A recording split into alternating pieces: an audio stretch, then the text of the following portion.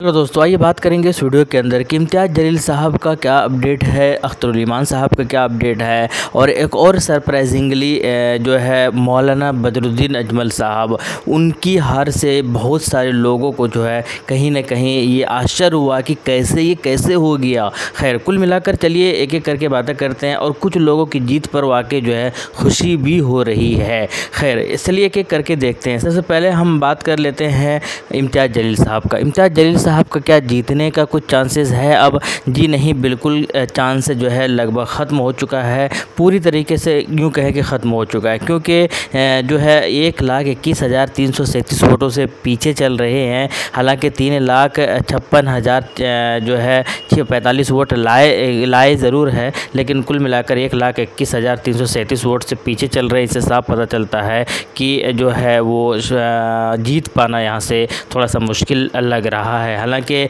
जब स्टार्टिंग हुआ था तो किसी को भी यकीन नहीं था कि इम्तियाज़ जलील साहब इस तरीके से हारेंगे, बल्कि सबको लग रहा था जीतेंगे और बड़े मार्जिन के साथ जीतेंगे। ये कैसे हुआ, क्यों हुआ, इन सारी चीज़ों के पीछे जो है ये लोग सोचेंगे, बात करेंगे, लेकिन खैर कुल मिलाकर रिज़ल्ट यही है। और यहाँ से शिवसेना के जो भुमरे हैं, संदीपन राव भुमरे, उनकी जीत हुई है और जो है अच्छा खासा वोट मार्जिन के साथ इनकी जीत हुई है। ये एक सरप्राइजिंगली जो है सबको सरप्राइज़ कर रही है कि कैसे मतलब यहाँ से इम्तियाज़ जलील साहब हार सकते, इतने काम करने के बावजूद इम्तियाज़ जलील साहब की हार कैसे हो सकती है इस सीट पर। ये किसी को हज़म नहीं हो रहा है, ये किसी को बर्दाश्त नहीं हो रहा है कि ये क्यों हो गया, कैसे हो गया, किसने धोखा दिया। हालांकि धोखा देने की बात की जाए तो अफसर खान का पता नहीं क्यों ये जो है इलेक्शन इन्होंने चुनाव लड़ा और 62,189 वोट लाकर इन्होंने क्या उखाड़ लिया, ये अभी तक किसी को समझ में आ नहीं रहा है। हालांकि वो कुछ लोग ये ज़रूर कह रहे हैं कि पैसे का खेल है, ये वो वगैरह वगैरह,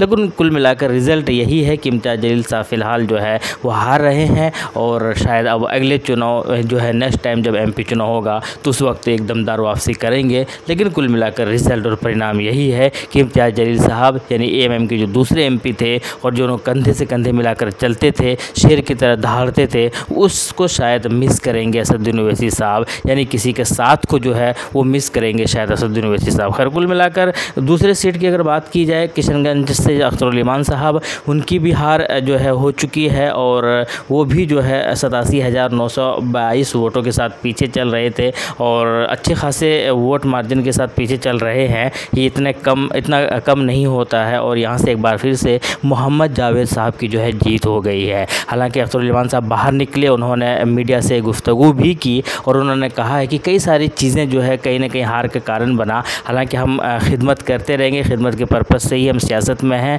इन्होंने कहा कि हम हमेशा की तरह जो है लोगों के मजलूमों का आवाज़ बनते रहेंगे, चाहे हम हार भी जाएँ चाहे जीत भी जाए, उससे फ़र्क नहीं पड़ता। ये अच्छी बात है, पॉजिटिव बात है। लेकिन साथ के साथ इन्होंने ये भी कहा है कि पैसे का भी बहुत कुछ खेल होता है इलेक्शन के टाइम, उसकी कहीं ना कहीं हमें जो है कमी खली है। अब पैसे का क्या खेल होता है ये हम सब जानते हैं कि जब 1-2 दिन बचता है या बूथ पर किस तरीके से पैसे का खेल होता है कि जो कैंडिडेट मजबूत होता है फाइनेंशियली, वो किस तरीके से पैसे से जो है अपनी तरफ जो है रिझा लेते हैं उम्मीदवारों को। खैर, कुल मिलाकर अख्तरुल ईमान साहब यहाँ से हार गए हैं। तो MIM के जो 3 कैंडिडेट जो मजबूती के साथ लड़े थे, लग रहा था कि तीनों जीतेंगे, उनमें से सिर्फ असदुद्दीन ओवैसी की जीत हुई है, लेकिन बाकी 2 कैंडिडेट इम्तियाज़ जलील साहब और अख्तरुल ईमान साहब दोनों की हार हुई है। इससे बहुत सारे लोग जो है थोड़ा सा सरप्राइज़ ज़रूर है, क्योंकि ये सीट लग रहा था कि डॉक्टर जावेद की जो है जावेद को जो है आराम से हरा देंगे, क्योंकि उन्होंने उस तरीके का काम नहीं किया, इन लोगों का यही कहना था।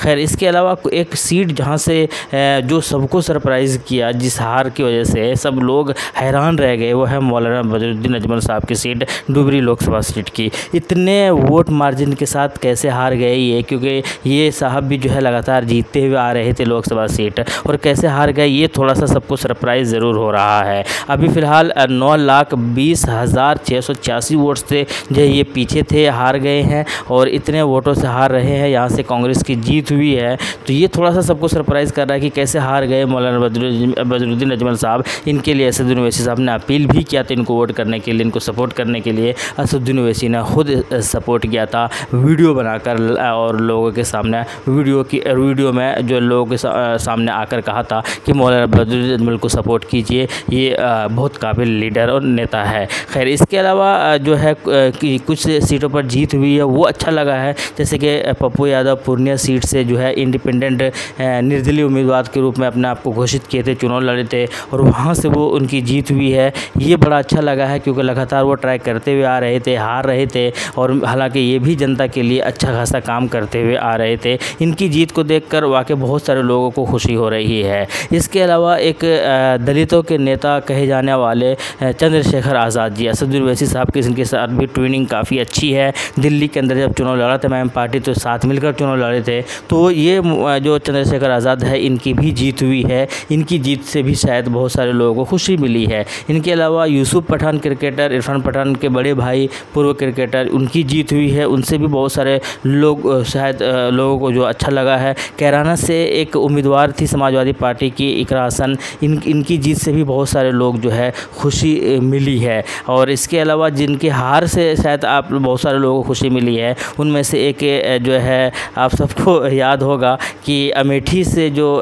उम्मीदवार थी स्मृति ईरानी, उनकी हार से भी बहुत सारे लोगों को जो है शायद खुशी मिली होंगी। इसके साथ साथ माधवी लता से भी जो है, माधवी लता की हार से भी बहुत सारे लोग खुश हैं। उसके पीछे का रीज़न यही है कि मस्जिद के सामने नाटकबाजी जो किया था, और इसी वजह से वारिस पठान ने भी कहा है कि ट्वीट करते हुए कहा है कि मस्जिद के सामने नाटकबाजी नहीं करने का, 15 सेकंड का जुमला नहीं बोलने का, इस तरीके का ताना भी दिया है। खैर ये रिज़ल्ट है, ये परिणाम है और जीत और हार इसमें लगा रहता है। लेकिन कुछ हार जो है वो थोड़ा सा हैरान ज़रूर करती है। उसी हैरान करने वाले हार में से एक हार इम्तियाज़ जलील साहब की भी है और एक हार अख्तरुल इमान साहब की भी है। इम्तियाज़ जलील साहब की हार हैरान करने वाली इस वजह से है क्योंकि इन्होंने जनता के लिए क्या कुछ नहीं किया। इन्होंने आंसू गैस तक जो है बर्दाश्त किया जनता के लिए ही। इन्होंने जो है लाठियाँ इनके ऊपर चार्ज हुई, इन्होंने इनके ऊपर जो है पानी बरसाए गए, ये इन्होंने जो है राम मंदिर को बचाने के लिए औरंगाबाद के अंदर जो है अपने आप की कुर्बानी देने के लिए रेडी हो गए थे और जिसके ऊपर पूरे देश के लोगों ने तारीफ़ भी किया था। तो ऐसा लग रहा था कि